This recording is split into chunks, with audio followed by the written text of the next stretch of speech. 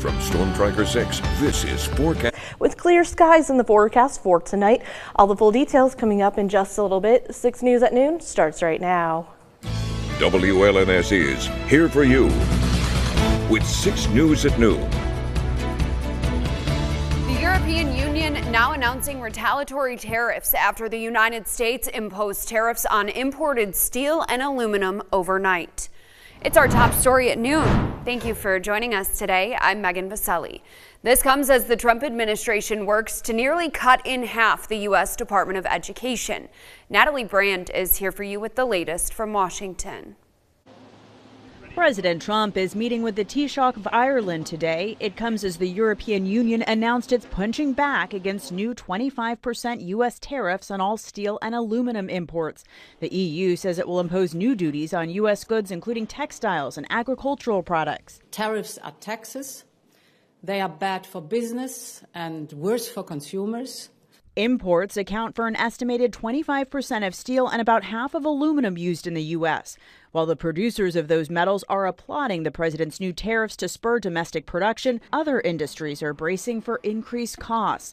Jim Tobin is the CEO of the National Association of Home Builders. We've seen some estimates that say that it could be up to $10,000 per home that these tariffs could increase the cost.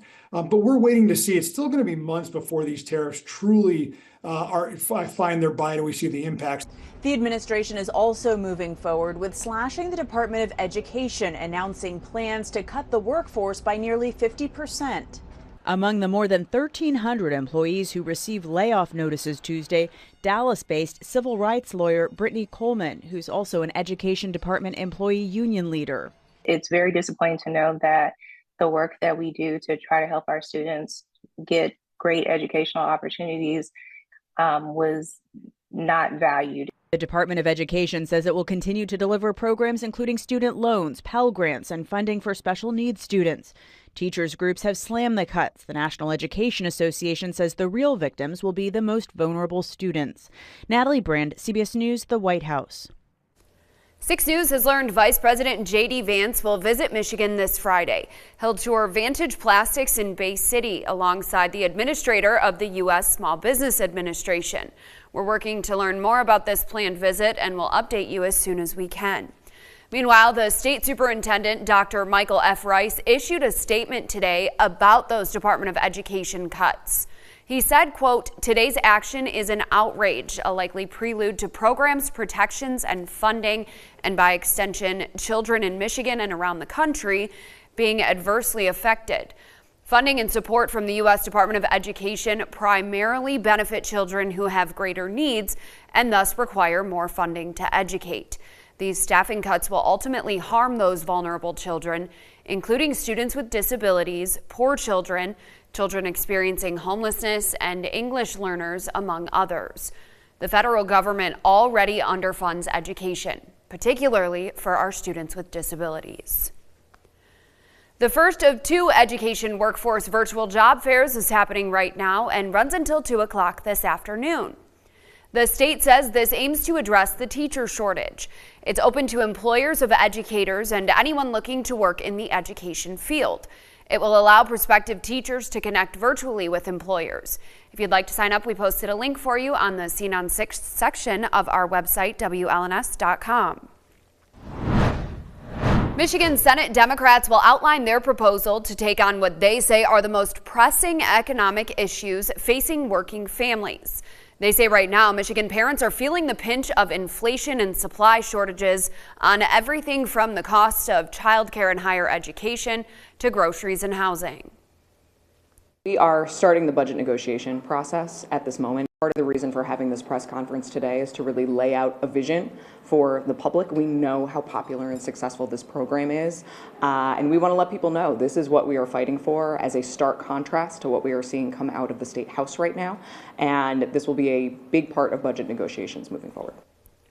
Lawmakers say these proposals will help working families and ensure they have a fair shot at making a better life for themselves and their kids. State House Democrats also introduced legislation to create what they call a Bill of Rights for the homeless.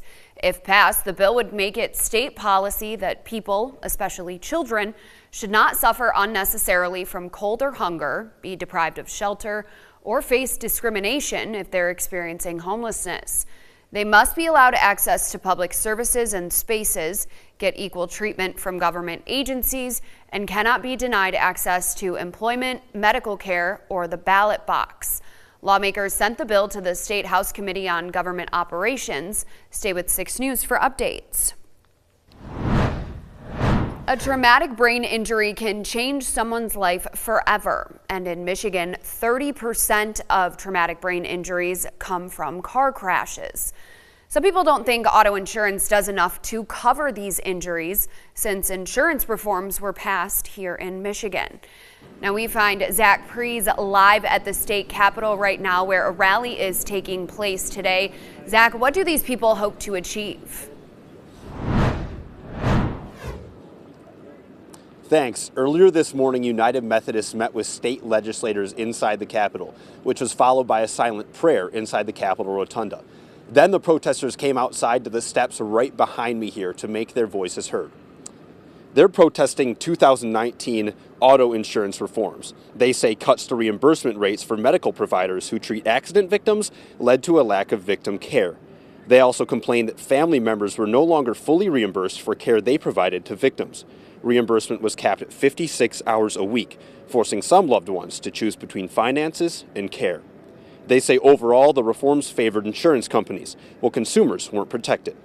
Protesters say having access to care is not just for the rich. Having access to care is just not for the connected.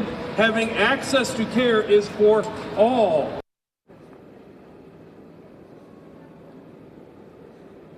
And it's worth noting that the reforms made in 2019 do not affect cases before that date. They only affect cases after that 2019 date.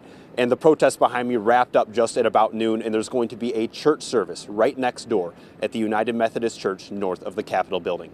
Back to you. From Storm Tracker 6, this is Weather First, sponsored by Auto Owners Insurance. Simple human sense. Well, downtown Lansing, we're seeing that bright, beautiful sky, maybe a little bit of some windy conditions as we're going to see our temperatures are a little bit cooler than where we were yesterday at this time. We're looking at temperatures into the 40s right now with that easterly wind, making us still feel a little bit chilly today, feeling like 31 degrees. And that's going to continue across the mid-Michigan area here in Grand Ledge, 40 degrees, feeling like 40 degrees, and even down into Hillsdale where it is a little bit warmer, 44 degrees. And we're also seeing that wind at about 17 miles per hour. Final stop on the Skyview network is Jackson. We're looking at 44 degrees with that wind still at 14 miles per hour, and we're still feeling like 37 degrees this morning.